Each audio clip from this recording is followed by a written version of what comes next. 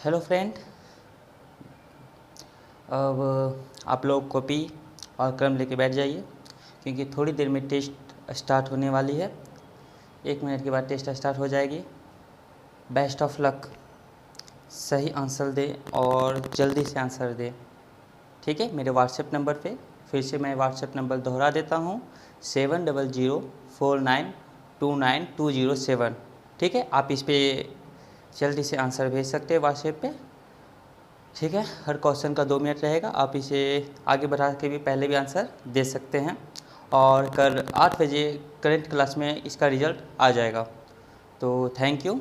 और फिर से मैं बता देता हूँ, हर आंसर पे 1 पॉइंट मिलेगा, ठीक है। आपके सामने फर्स्ट क्वेश्चन है। फर्स्ट क्वेश्चन में है, निम्न में से कौन शीतकालीन फसल नहीं है। 4 कूट दिए हुए हैं और फिर ऑप्शन में ABCD दिए हुए हैं। इनमें से कौन सही है, चूज करके बताइए।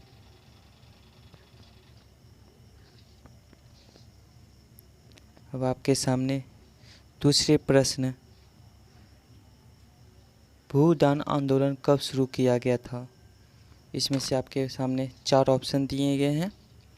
ए ऑप्शन में है 1950, बी ऑप्शन में है 1953, सी ऑप्शन में है 1948, डी में है इनमें से कोई नहीं।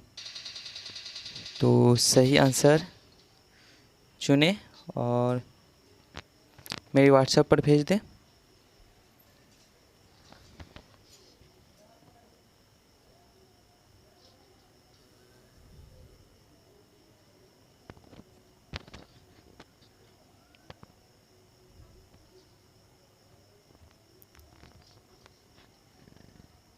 अब हम तीसरे क्वेश्चन की ओर चलते हैं।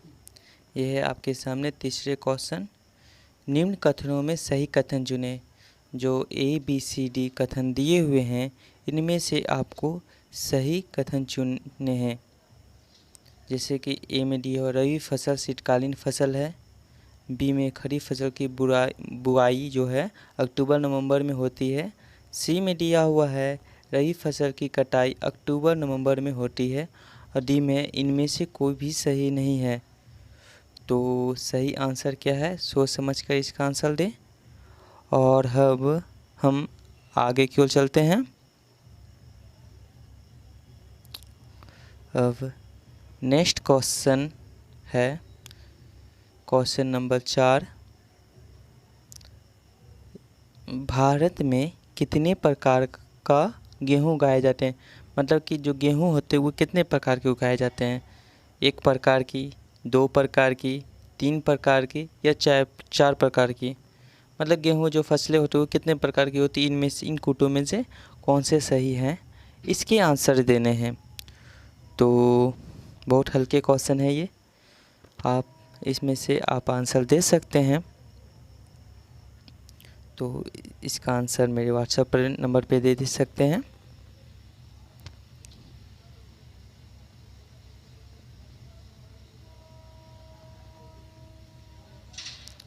अब हम थोड़ी देर में 5वें क्वेश्चन की ओर तरफ बढ़ेंगे। अभी आपके सामने 5वां क्वेश्चन है। चावल उत्पादक के शीर्ष 3 राज्य अवरोही क्रम में निम्न में से कौन है। मतलब चावल जो उत्पादक शीर्ष राज्य कौन है, ये देख लीजिए, बी और सी और डी, इनमें से कौन है देखें। अब हम 6ठे क्वेश्चन की ओर चलते हैं।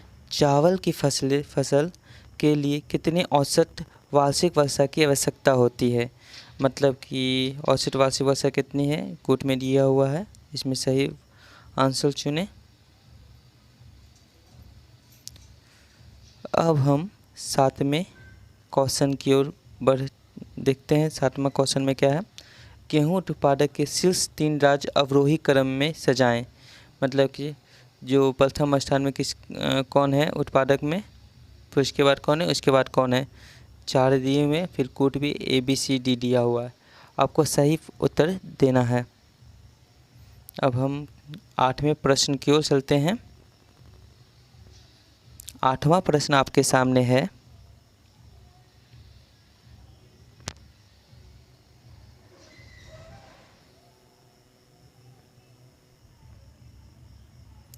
आठवां प्रश्न है, मक्का उत्पादक के शीर्ष 3 राज्य अवरोही क्रम में निम्न में से कौन है?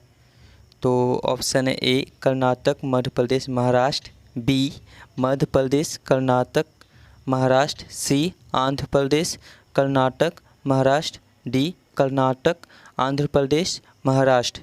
इनमें से कौन से कथन सही हैं? तो मतलब एक शीर्ष राज्य बताना है जो सबसे ज़्यादा गेहूँ कौन पा रहे थे, फिर उसके बाद कौन, उसके बाद कौन, इस तरह से आपको इसका आंसर देना है।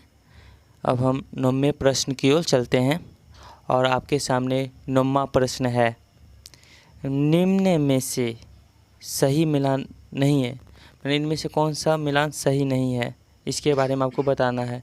जैसे धान भारत, बी ज्वार और भारत, सी मक्का और मध्य अमेरिका, डी बाजरा और अफ्रीका। आपको इसके आंसर के सल्यूशन के लिए थोड़ा सा डायरेक्शन दे दूं।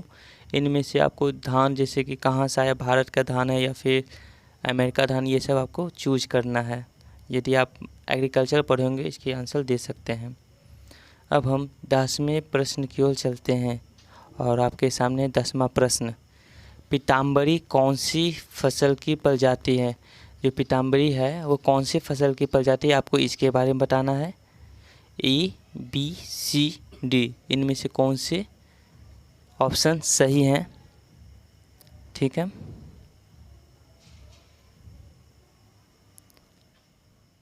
जय हिंद, थैंक यू।